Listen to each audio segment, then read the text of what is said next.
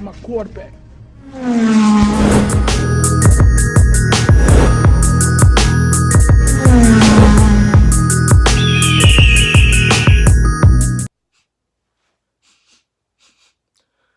Y'all smell that? I smell Victory Monday. What up, Falcons Nation? Rise Up Nation. It's your boy, Jazzy Jeff. Real talk, no gimmicks. Bring that real Falcons talk to real Falcons fans. And how great does it feel to actually wake up on a Monday, well, besides going to work, and realize that the Falcons won again. We beat another NFC South opponent. We held another team scoreless in touchdowns. Who the hell is this Falcons team, and where were they week 1, week 2, week 3? God, it feels good. There's a couple things I want to touch upon that I did in my last video because I just want to keep talking about this great feeling, this great win. One of the things I want to talk about is Matt Ryan's milestone. Congratulations, Matt Ryan. He's now 10th all-time in passing yards in NFL history. Just past Warren Moon, and he's 1,000 and change away from passing John Elway. So shout out to Matt Ryan. I know Matt Ryan is never going to get the respect or notoriety nationally that other quarterbacks do. And so I just want to say, Matt Ryan, thank you for your greatness. You're the greatest Falcons quarterback to ever live. And you're one of the greatest quarterbacks to ever play this game. And the stats don't lie. People lie. Women lie. Men lie. Stats don't lie. Matt Ryan, I see you. Congratulations. And I love that you're my quarterback. Win, lose, or draw, that's my quarterback. Now, the second thing I want to get into is my man Julio Jones. Please tell me why this man owns Luke Kuechly. Why do the Carolina Panthers consistently think that Luke Kuechly can stop Julio Jones? What are they thinking? Number one, he's a linebacker. Number two, it's Julio Jones. I don't know what play call that is the Panthers run, but they need to scrap that because he should never be on Julio Jones. And I just love to see that connection between Matt Ryan and Julio Jones. It's just a beautiful thing to watch when Matt Ryan launches it deep and you see Julio Jones just streaking down the field like a damn Clydesdale horse. So that's one thing I love. The deep passes were back. Julio was being used as a decoy, but when the shots were there, Julio made him pay. Calvin really going off when they're doubling Julio Jones. Julio Jones draws so much coverage. He pulls the safety away. And Calvin really should be good enough to beat man coverage on any corner, especially number 2 and number 3 corners in this league. So that's great to see. How about Devondre Campbell? We get on this man so much, including myself. I trash him a lot because he pisses me off sometimes. Sometimes he shows how unathletic he is. Sometimes he misses tackles. Sometimes it looks like he's not playing with any effort. But for some reason, with this new coaching, he's awoken. And I didn't realize this. I looked it up because I was looking at NFL leaders and tackles. Did you know that Devondre Campbell is number 8 in the entire NFL in tackles? Devondre Campbell led the team in tackles this last game. Maybe it's me because maybe I'm just paying close attention to the secondary and the defensive line so much that I'm not noticing Devondre Campbell making all these tackles. But damn, this man is coming on strong, and so I gotta give credit where credit is due. You're out of my doghouse, Devondre Campbell, and you're back on my good list. So I appreciate you. Isaiah Oliver is coming into his own. He's another guy I dog when he's grabbing and holding and getting burnt.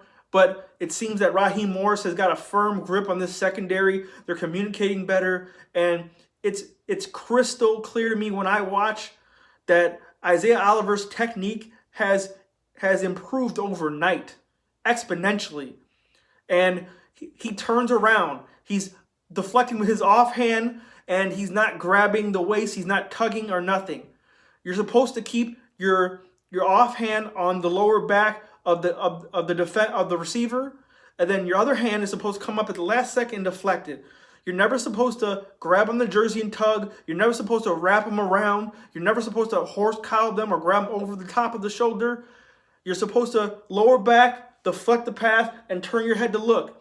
And Isaiah Oliver did a perfect job doing that this Sunday. That's great to see.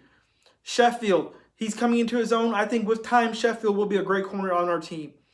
Trufant, I am so hesitant to give Trufant credit because every time I do, the next play, he does something dumb as hell. I was like, oh yeah, Trufant is back when he got that interception, and then the next couple plays later, he's getting burnt like chicken by DJ Moore. That is unacceptable from Trufant because he was man covered on DJ Moore. He broke inside. DJ Moore went up, caught the ball, and got like a, 20-something yard gain on like a 4th down. Totally unacceptable from a veteran like Trufant. He needs to work on that.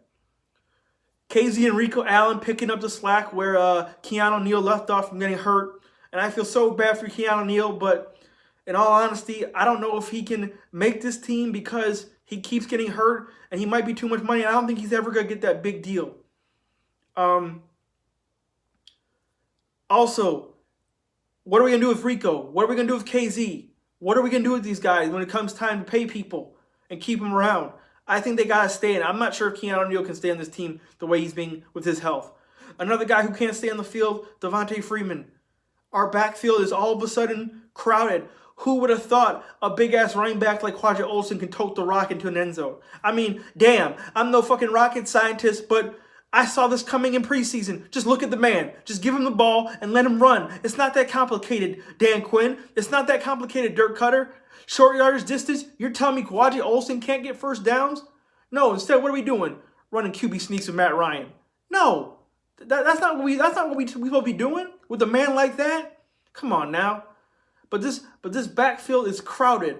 Devontae Freeman's always injured. We had to get rid of him. He's making too much money. We got to dump that contract. We should have traded him when the Detroit Lions were asking. I don't know what we were thinking because we're going to get rid of him anyways next year. So we should have traded him and got money for him. I don't know what got some picks for him. I don't know what we were doing. But that's neither here or there. So when Devontae Freeman's gone, what about Ito? I know Ito's going to come back from concussion sometime, and his injury, I know he's on the IR, but he's too small of a running back. He gets run over too much. When he tries to block, God bless him, but he can't block dudes that are that big in the NFL. He's too small for it. Great catching out the backfield, but you need a little more size and a little more strength than that in today's NFL. Brian Hill is a solidified, solid running back. Can fill in for you and start anytime you need him to. He's reliable. He's a mix of speed and toughness. And I think he will supplant Ito Smith to replace him. I think we're going to get rid of Devontae Freeman. Brian Hill's going to pass Ito Smith. Quadra's going to be our short yardage running back. So I don't know what happens with Ito Smith. I'm assuming Devontae Freeman is gone. What else is there to talk about in this game that amazed me? The defense, how we got to the quarterback rushing 3 people. Now, I know people rag Vic Beasley and they rag Takk McKinley, but with this new coaching, I don't know what's happening, but all of a sudden they're playing better. And maybe it was the coaching changes that lit a fire. Maybe it was, getting rid of Duke Riley. I don't know what it was, but it seems that we're starting to wake up and realize a sense of urgency that we didn't sense before. And I think that started when Jeff Ulbrich became the play caller on first and second down. And I think it started when Raheem Morris is calling plays on third downs. That made it. Coaching is such a big deal, and that's why I'm so mad to give Dan Quinn credit like everyone else wants to, because, yeah, he's savvy for making the change, but we all know that he should have made it a long time ago. So I was always told too little too late. You should never do things too little too late. You should always do them right away. And he should have been unselfish enough to realize that he was in over his head by week 3, week 4 tops. But you know what he was thinking? We all know what he was thinking. I fired Marquand Manuel and I said I can handle it. So now I got to show the upper people in the front office that I can handle it. So even though I might be in over my head, I'm not going to say it. I'm going to give these rah-rah speeches and I'm going to say, yeah, I can do it. Yeah, I can do it. Everyone's done this in their own jobs, in their own lives. I've done it before. There's been times where I've been at older jobs and I said, oh, yeah, I can handle it, just to show the boss I can handle it. And it was something that, I didn't understand or I wasn't good at yet, or, I just didn't want to admit that I could ask for help. And I think Dan Quinn just didn't want to admit to ask for help. And it costed us. And he put himself and his feelings above this team. And that's something I can't let slide. So if we're going to move forward, Dan Quinn, that's fine. I'm okay with keeping Dan Quinn if Albrick and Raheem Morris are going to stay and run the defense. But for this year and for this year only, we got to be real and we got to admit that Dan Quinn messed up and he didn't remove himself from the situation and say I needed help earlier. So I'm not going to give him full credit. I'll give him partial credit for making the move. Kenyon Barner, what are we going to do with him? It seems like he is a great punt returner, kick returner, but I don't see him as a long time in the rotation running back. So that's one thing we're also got to decide because, like I said, the more and more they see Quadre, the more and more they're going to have to start him or at least play him. His playing time has to go up. You can't see him keep getting touchdowns and running people over and think, we can't use this guy. Because if we don't, someone else will, and I don't want Quadre to leave this team. Russell Gage is decent. He's still to me kind of a one-trick pony. He has a lot of deep vertical routes, but he doesn't really do well in short intermediate routes. He does get nicked up a lot because he has a frail body and he makes tough catches, but it always seems like he's getting hurt after these catches. So I don't know about him yet, but it's good to see that he's getting the chance to show what he's made of. No Austin Hooper. Jaden Graham did what he can do, but let's not kid ourselves, Falcons Nation. He is no Austin Hooper.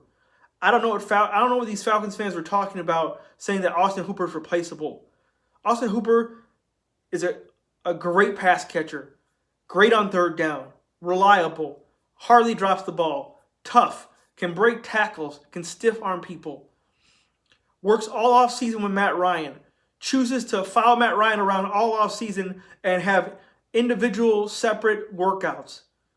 These are things that great players do to better themselves, and he works so hard to get to where he's at. So to say he's replaceable, Jaden Graham and Luke Stocker are not in the same class as Austin Hooper.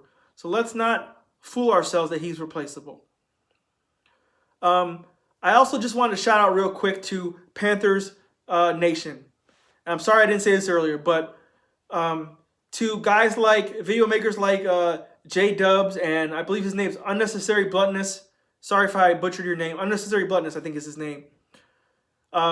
Those guys, they were respectful. They kept it real about their team, and they gave me my respect. So I want to pay respects back, and I want to be humble. I mean, we are 3-7, but we got the win, and they got to respect it because a win is a win.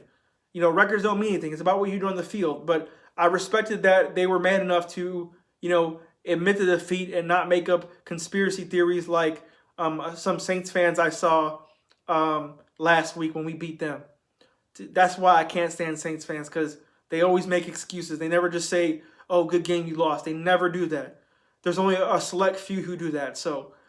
But anyways, I wanted to say shout out to those guys. Good luck on your team. Good luck on your channel. And it's nothing personal. It's just NFC South rivals. I hate your team. You hate my team. So we got to talk shit. That's what we do here. But I'm never going to personally attack somebody. That's not what this channel is about.